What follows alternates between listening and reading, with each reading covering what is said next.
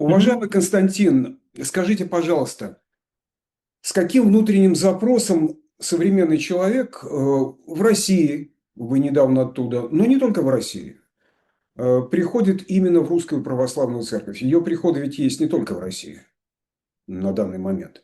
Что это Вы такое? знаете, Поиск да, Христа, культурные, м, религиозные идентичности, просто утешение или следование некой сильной традиции? но, Андрей, я думаю, что все, что вы перечислили, имеет место быть. Мне посчастливилось, когда я был священником, разговаривать с людьми, которые приводили или приносили детей для крещения. И я всегда разговаривал со взрослыми вообще, что они ищут в церкви. И вы знаете, был самый широкий спектр ответов, начиная с того, чтобы это просто действительно национальная идентичность, или все крещенные вокруг, или вот, а почему бы нет, добрая традиция, заканчивая тем, что некоторые люди, их минимум просто был миниморум, которые реально искали Христа, которые хотели изменить жизнь и чего-то искали. Я думаю, в жизни чаще всего происходит так, что человек либо параллельно живет с церковью, то есть он живет в своем мире, но церковь как бы существует как некий, ну, простите за сленг, такой обслуживающий какой-то орган, где вот есть персонал, который крестит, отпевает, венчает, там, ну, священники. Либо человек прожил что-то очень серьезное в своей жизни. То есть он потерпел какую-то неудачу или кого-то похоронил, и у него начинается вообще такой, ну, какой-то смысловой сдвиг. Он начинает думать вообще о том, что происходит. Это гораздо реже, мне кажется, происходит. Просто человек чаще всего делает это очень сильно формально.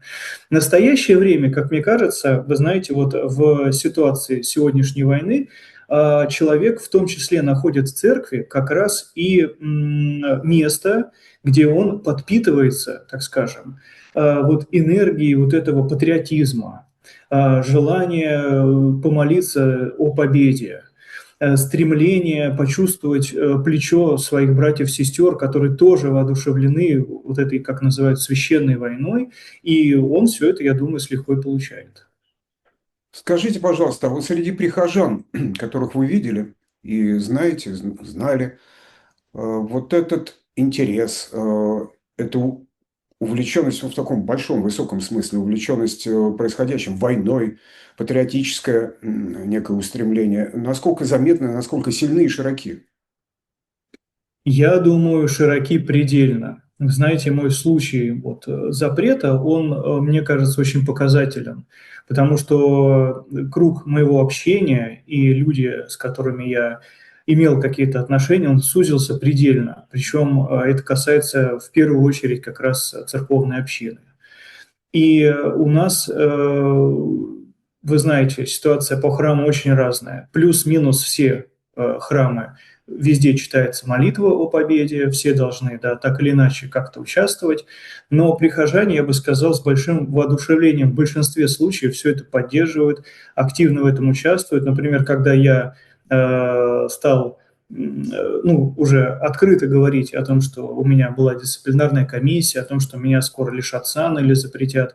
Многие из тех, с кем я общался, говорили ну, просто чудовищные вещи о том, что я поддерживаю ЛГБТ-правительство на Украине, в том, что я поддерживаю там фашистов, в том, что я, значит, засуньте свою совесть куда подальше. В общем, чего только не слышал от людей, с которыми мы до этого общались совершенно прекрасно, которых я исповедовал, которых я причащал, с которыми имел очень доверительные отношения.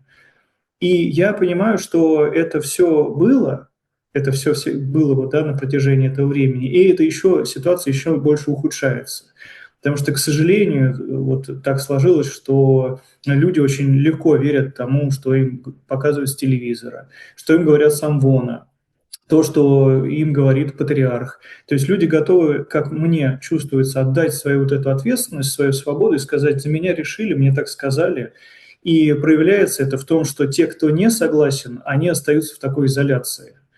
В крайнем случае это тюрьма, в самом таком лояльном случае это, как у меня, запрет, да, и такая социальная изоляция, когда ты очень, очень сильно чувствуешь, что ты практически один. Вот. Что из тех ожиданий, о которых мы вначале говорили, тех потребностей, в большей степени удовлетворяется вот в этой самой приходской жизни, в этом общении священника, таком общении, как вы описали, священника и прихожанина. Вот где та точка, в которой мирянин себе говорит: да, я у себя дома, да, мне хорошо, я там, где нужно. А мне кажется, нет запроса на том, чтобы это был действительно дом или территория свободы, любви, ответственности. Да, можно сказать, что человек приходит как в МФЦ, в храм. Такое заведение, где человек приходит и его обслуживают по вопросам документов, по вопросам регистрации квартир, ну, в общем, по всему тому, что связано с бытом человека. По Вот всему церковь, спектру государственных услуг. да, то есть церковь превратилась, вот, ну, точнее, она превращается, да, и в каких-то уже своих проявлениях превратилась именно в такой аппарат. Поэтому я думаю, вот эта ниша, она полностью, так сказать, занята. То есть человек здесь получает полный спектр вот этих вот удовлетворения потребностей, да, отпеть, покрестить и так далее. Что касается именно такого военно-патриотического пожелания, да, запроса, он тоже удовлетворяется полностью. Не удовлетворяется, как мне кажется, в глубоком кризисе находится именно та часть, которая отвечает за Евангелие. Именно когда человек приходит, и он может поменять свой образ жизни, свои мысли, свои чувства, свою, так сказать, свои координаты в жизни для того, чтобы быть другим человеком. Но и запроса такого нет, но и предложение крайне редко встречается. Но когда это предложение, даже я, например, его о нем говорил, то люди вот, ну, весьма неохотно это воспринимали. То есть церковь, это, знаете, я бы сказал, она на периферии где-то сознания современного человека. То есть церковь не так не важна. Ну а сейчас это просто такой государственный орган, где происходит такая патриотическая политическая пропаганда. И люди вот, ну, они все, как это сказать, очень сильно пропитаны этим. Поэтому церковь, она, может быть, даже в каком смысле для большинства людей стала более популярной. Но если те, вот по вашему опыту, в ком наступает разочарование, и те, кто чувствует, что есть разделение, церковь как тело Христово, да, ну, извините за, так сказать, высокий слог, и церковь как вот та самая земная структура, государственная, пропагандистская, и начинается вот этот вот путь к расставанию. Есть ли такие люди и как это происходит в них? Видели ли вы? Да, я знаю таких людей. По моему опыту, таких людей очень-очень мало. Для них это, безусловно, очень трудный момент, трудное переживание, потому что они, во-первых, находятся в меньшинстве. То есть, если ты приходишь в общину, и, как вы назвали это правильно, тело Христово, то ты хочешь быть частью этого тела, органически вливаться, да, в это общение. Ну, такого не может быть, если ты с этим не согласен. Поэтому они можно сказать, в таком, ну, на развилке. То есть христианин призван причащаться, призван исповедоваться, участвовать в таинствах. И это и есть маркер церковности христианина. Но в то же время он сталкивается с тем, что за каждой литургией читается молитва о победе. С амвона звучат проповеди о том, что Запад прогнил, о том, что у нас Святая Русь, но в то же время народ виноват, и он должен покаяться. И он все это получает вместе. Он не может отказаться от чего-то, да, он не может сказать, я вот это беру, а вот это не беру. Поэтому такие люди, они живут, ну, в таком, ну, некой раздвоенности. Они не могут никуда больше идти, потому что они находятся на территории своей страны, у них свои дома, свои квартиры, но в то же время они с этим не согласны. И они должны приходить, то, что они должны причащаться, им нужно исповедовать свои грехи. Священников, которые поддержат их, которые скажут, что да, ты прав, и все это плохо, их тоже немного. Немного. Поэтому это кризис. Это кризис церковности, кризис менталитета, да, это большой кризис вот как раз внутри этого тела Христова. Потому что Христос остается. и мистическое тело это остается, но христиан их по сути становится намного меньше, потому что сейчас, как, знаете, как лакмусовая бумажка показывает нам о том, что на самом деле Евангелие уже вообще почти не играет никакой роли. Сейчас играет роль, ну, сегодняшние установки, лозунги, какие-то потребности власти, да, и все то, что нам диктует. Но если мирянин может просто не ходить больше, Понимаете, то да, кто-то может, но кто-то, вот я как священник, я всегда призывал людей причащаться. Сейчас вопрос, отец Константин, а куда идти-то тогда? Да, в да. какой храм идти, где нам можно причащаться, исповедоваться и доверять священнику и быть спокойными в том, что мы пришли ко Христу, а не в политкружок, не на урок там, пропаганды, без ответа. Но если все-таки он может остановить себя, заставить остановиться, перестать ходить, мирянин, то для священника церковь – это же служение, это целая жизнь. И как зарождается несогласие у священника, у алтаря? Вот теперь, может быть, о вашем опыте. Да, мой опыт в каком-то смысле уникальный, потому что я решил зайти дальше вот этого запрета, продолжить алтарничать. То есть я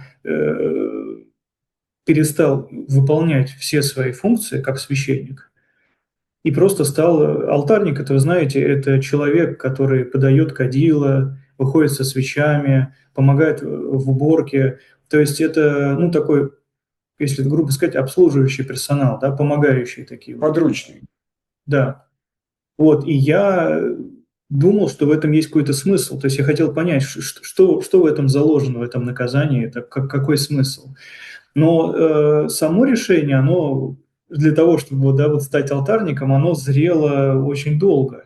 То есть я понимал, что согласие это растет во мне, что когда я произношу какие-то слова или, например, не говорю каких-то слов, которые я должен говорить, я как священник просто, ну, знаете, как будто исчезаю. То есть я как человек есть, а вот священник во мне, он как будто умирает.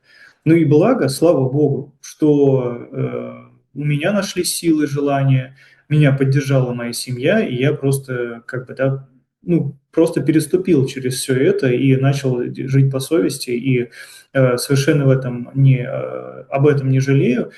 Но это было действительно трудно, потому что, понимаете, ты же не один, не в вакууме живешь, ты общаешься с другими священниками. У тебя есть, ну, если можно так назвать, начальник, у тебя есть правила, по которым ты живешь. И порвать с этой структурой достаточно сложно, потому что это не работа, когда ты уволился и пошел на другую работу. А это было действительно мое призвание. Я чувствовал, что Господь меня привел на это место, и я всеми силами искренне хотел служить Богу и людям. Но кризис, который наступил, он просто не дал мне шанса по-другому, вот, по-другому действовать. И я чувствую, что да, моя совесть чиста, что я рад, что так произошло. И мне кажется, гораздо важнее сохранить не свое место в храме, да, не свое место вот в обществе, не все то, что у тебя было, спокойствие, да, там, благополучие там, и какие-то гарантии, а самого себя. Потому что выбор стоял именно такой. Что же именно РПЦ, Русская Православная Церковь, Московская Патриархия, сегодня требует от мирянина, прихожанина и тем более от священника в качестве такого, если можно сказать, теста на лояльность, от чего христианская совесть никак не может отказаться? Вы знаете, про мирян я могу сказать так, что от них власть церковная не ждет ничего. Я бы сказал, что им вообще все равно, что будет делать народ. В том плане, что народ причащается, исповедуется, мы записываем циферки, какие нужны, сколько их да, там причастилось, исповедовалось, сколько покрестилось, сколько отпели, остальное вообще не важно. Мне кажется, что гораздо важнее для священников, епископов и патриарха сделать так, чтобы была довольна власть, чтобы мы поставили галочки в тех местах, где как раз отвечаем за то, что все проговорили, все донесли, всю повестку объяснили, да, а дальше вот, да, кто что там делает, на самом деле вот не важно. В церковном плане я бы назвал это, знаете, как вот Господь говорит в Евангелии, овцы, не имеющие пастыря. То есть народ, он существует отдельно от власти. Этот народ, по сути, не играет вообще никакой роли. Это просто, простите меня, как стадо, которому говорят, что делать, куда идти, что говорить, где молчать, и все. Но как личности, да, потому что мы же говорим не о какой-то просто массе, как личность, как вот какой-то конкретный человек, мало кого волнует этот человек в церкви. Что касается священников, то здесь другая картина. Священники – это, вы знаете, сейчас очень популярная метафора армии. Сейчас многие священнослужители говорят, вот в церкви как в армии. Я считаю такую метафору кощунственной. Потому что армия никак не похожа. Я служил в армии, и все мы, я думаю, понимаем, если задумаемся, на церковь. Да, у нее есть структура, да, у нее есть какая-то соподчиненность, иерархия, но дальше это совершенно разные, я бы сказал, противоположные сущности. Поэтому священник в церкви сейчас воспринимается с точки зрения вот именно властей как солдат. Вот что ему сказали, то он и должен делать. Беспрекословно, без какого-либо каких-то вопросов там, или недоумений, или тем более уж да, какого-то противления. Нет никакого диалога абсолютно. Из самых таких ярких маркеров такой соподчиненности выступает, конечно, молитва о Святой Руси, о победе Святой Руси, с которой я как раз был не согласен, которая стала камнем преткновения, одним из камней преткновения для меня, как и для других священников, да, я не один, таких священников, ну, не знаю, много ли, мало, это все относительно, но есть. Да, эта молитва должна читаться в каждом храме, и это фиксируется, все за этим следят, то есть все слушают эту молитву, она должна громко произноситься, и ни одного слова ты оттуда не можешь убрать. Я считаю даже с этой молитвой такую ситуацию просто надругательство над свободой священника. Я считаю, что это попрание всех каких-то человеческих прав человека, да, человека, священника в смысле, да, и вообще кто бы там ни был. Когда за тобой следят, когда тебя слушают, когда на тебя доносят, когда с тобой не обсуждают эту молитву, а когда тебе просто директивно говорят, это нужно сделать. Поэтому священник – это бесправный на самом деле человек, который должен исполнять то, что ему будет приказано. Причем приказ зависит от повестки на сегодняшний день. Завтра ты можешь делать другое, но сегодня ты обязан сделать это. Почему? Но это не твое дело. Тебе так сказали, значит, надо выполнять. Вы прошли вынужденное перемещение, я бы не сказал иммиграцию, вот сейчас, наверное, иммиграция только и вступила в силу, это, так сказать, понятие, это значение, в общем, для вас.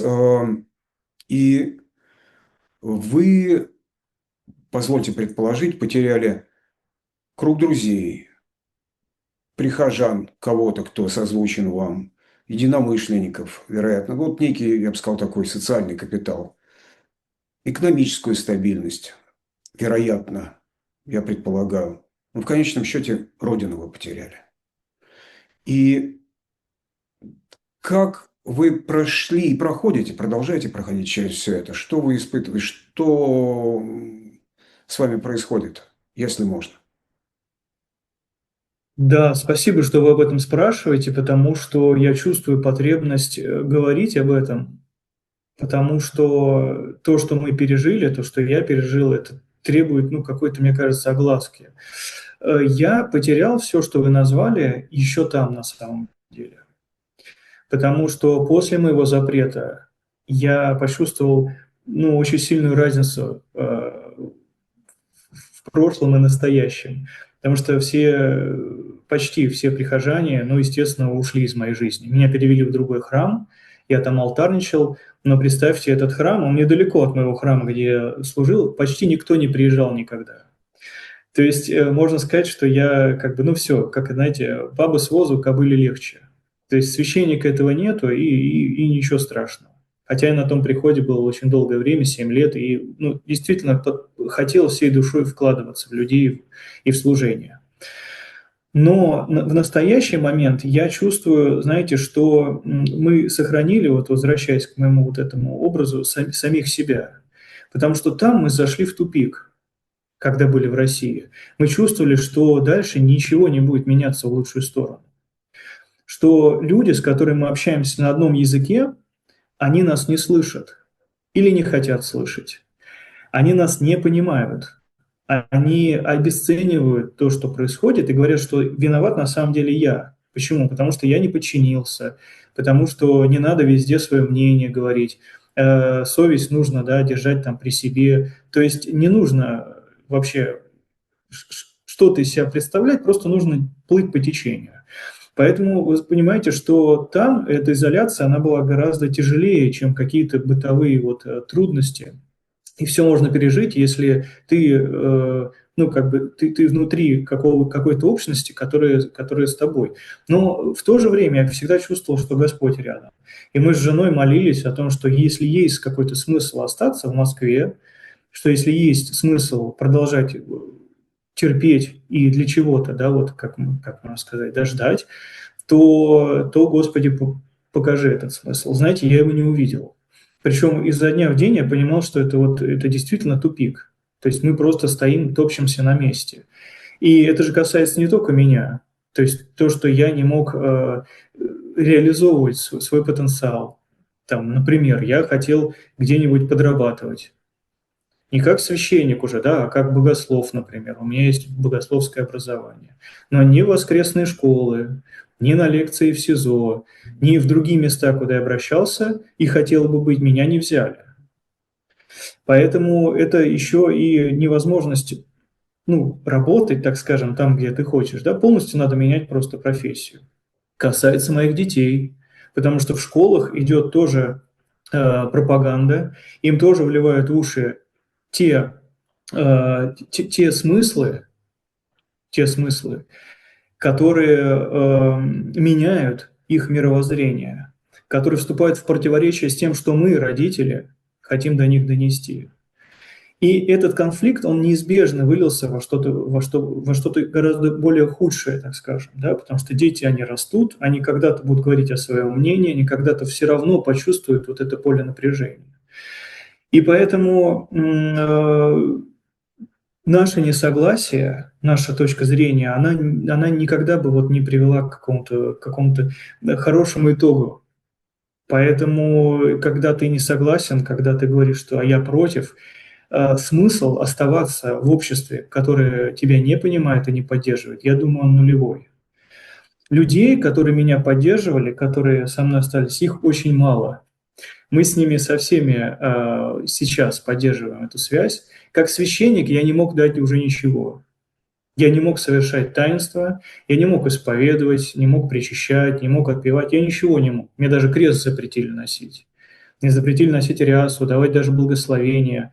Поэтому вот такая смерть, она, я считаю, что она была нужна для того, чтобы люди увидели вообще, что происходит, чтобы они почувствовали вообще всю, так сказать, мерзость вот этой ситуации.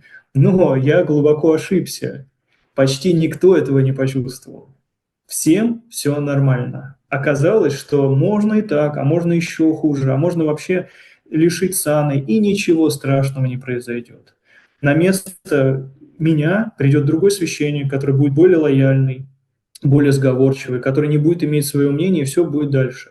Лишь бы продолжался вот этот, знаете, маховик такой, покрестить, отпеть, побеседовать там и так далее, как по традиции просто, да. Вот я думаю вот так. Почему, как, в какой момент московский патриархат стал в жизни, на деле, несовместим с искренне верующим православным человеком?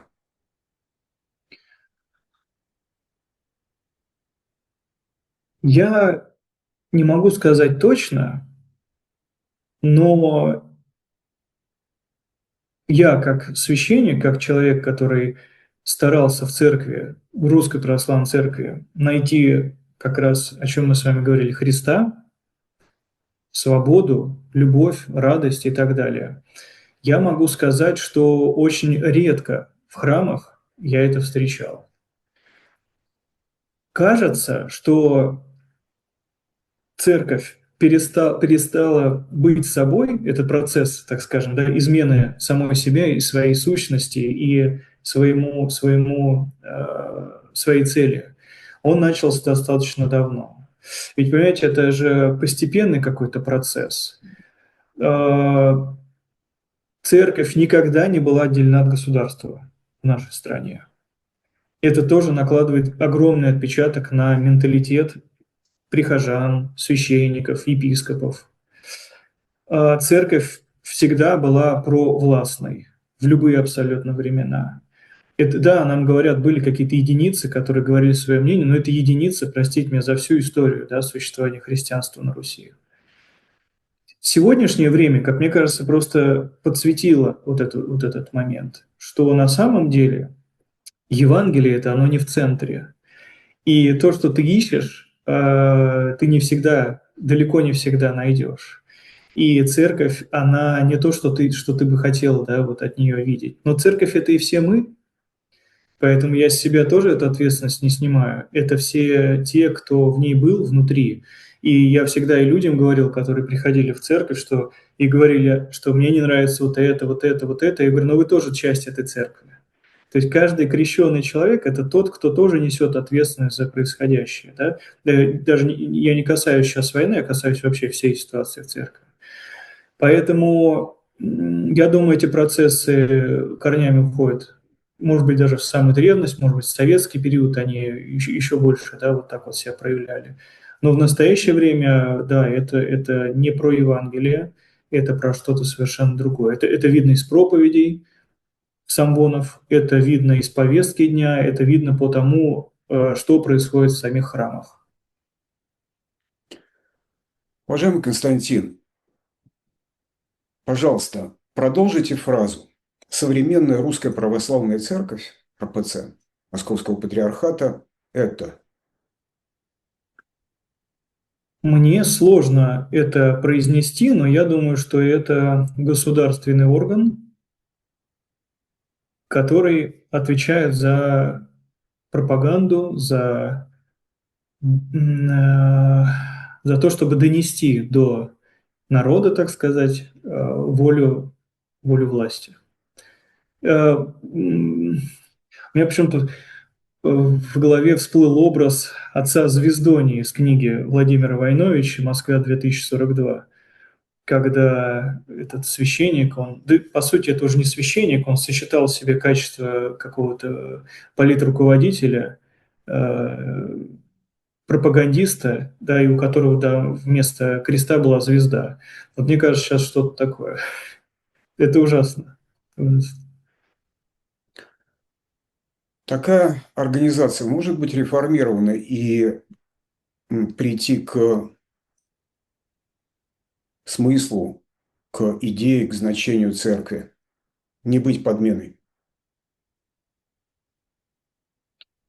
Как христианин, я надеюсь и всегда верю. Как священник для церкви, русской уже бывший священник, и, по крайней мере, как крещенный человек, пока я таких перспектив не вижу. Слишком много нужно поменять. Нужно слишком много поменять. И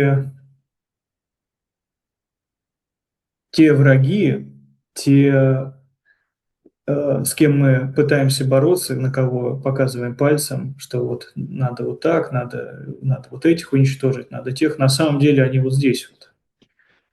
Они вот здесь вот, да, и этот дракон, с которым мы боремся, он на самом деле внутри. В первую очередь это гнев, ненависть, злоба, мстительность, желание крови, одобрение зла, благословение убийств. И как у Оруэлла, да, черное – это белое, война – это мир. В общем, мы, да, мы семантический ряд можем продолжать.